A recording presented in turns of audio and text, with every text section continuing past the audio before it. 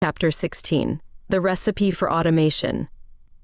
When we launched Nutridox in 2017, we were able to get some immediate success through our charisma and brute force. We held a natural health seminar at a convention center.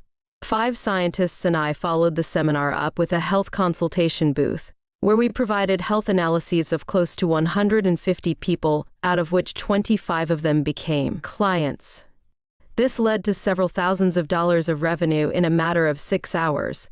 We were thrilled upon our initial success. But our success was built on a very weak foundation. There were no strong selection criteria or standards. It was more like a sales event.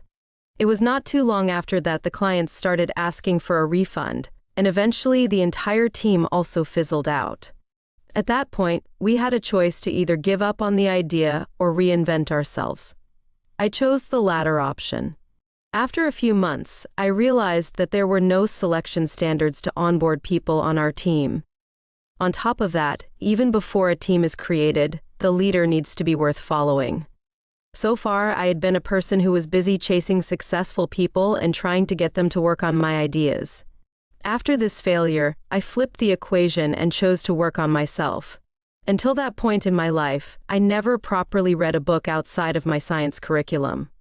But if I wanted to succeed and avoid adding the list of failed businesses to my resume, if I wanted to become intentional about investment into my growth and become a leader someone would want to follow, then I had to break out of my old habits and mindset of learning. I had to read something outside of my scientific career if that's what I was missing. I needed to work on my people skills and leadership skills. While it was tough at first, I eventually made a policy for myself to follow. I would not have my lunch until I had had my daily dose of reading self-development books and listening to podcasts from successful entrepreneurs. Food for the mind is just as important as food is for the body after all. As I write this, I can proudly say that it has a continuous streak of close to 4 years where I haven't missed a day of doing so. Our life is like a string, which can produce beautiful music provided it is anchored at the ends and played by a skilled player. Similarly, our morning and night routines are those anchoring points. Our mentor is the player. Without the right player, the instrument just produces noise, and without anchoring points, the instrument is no better than a decoration piece. As I started becoming a better version of myself, I started sharing about my growth over the internet, and one by one, people with a similar mindset started showing up in my life. It always works better when people chase us, instead of us chasing people. We attract who we are, and we reproduce what we practice. I was thrilled to see the result of my personal development, and I started becoming desperate to get those people to become a part of my business in some capacity. But once again, I had to redesign my thinking and throw the seller mindset out of my soul. As a co-founder of a company, convincing people to work with me is suicidal.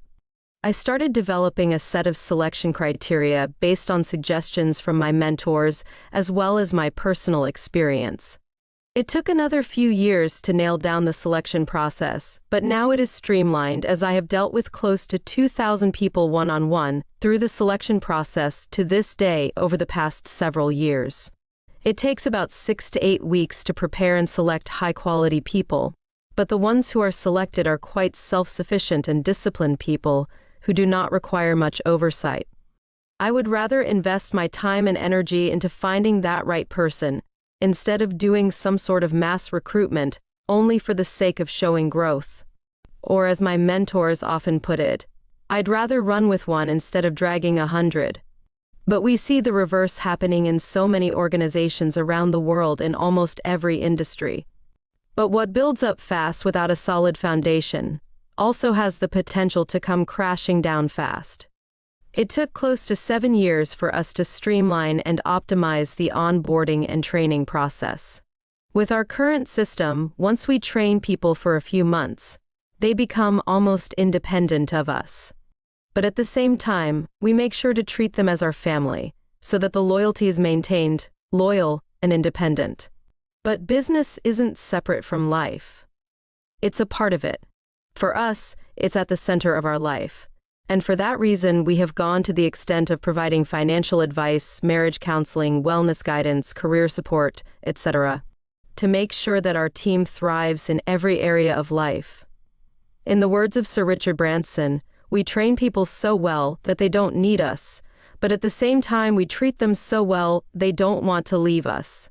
That's the recipe for creating automation. He owns more than 400 companies, surely knows how to run them on automation.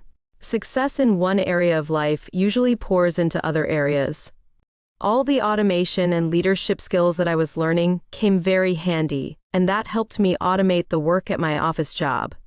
My job was to take care of high-end microscopes and train people on how to use them.